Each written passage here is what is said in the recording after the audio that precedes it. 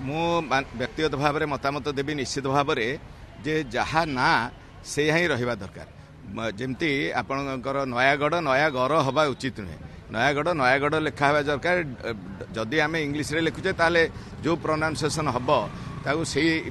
ये लिखा दरकार नयागढ़टा के प्रोनाउंसिएशन नयागढ़ हेनी आम से भली जोठी जोठी नामवाचक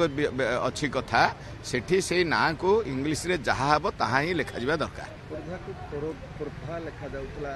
शुणु माने आमर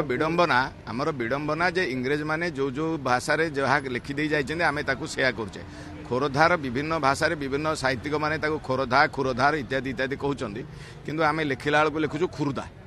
तेणु ये लिखावा उचित नुहे खोरधा खोरधा लिखावा कथा एवं आम से भली प्रत्येक जगार नाम बोलगढ़ हो जहाँ भी बोलगढ़ को आम बोलगढ़ लिखुछु कटक को CUTTA सिके आजिकल आज पर्यंत लिखुछु कटा कौन सी रु आरंभ हम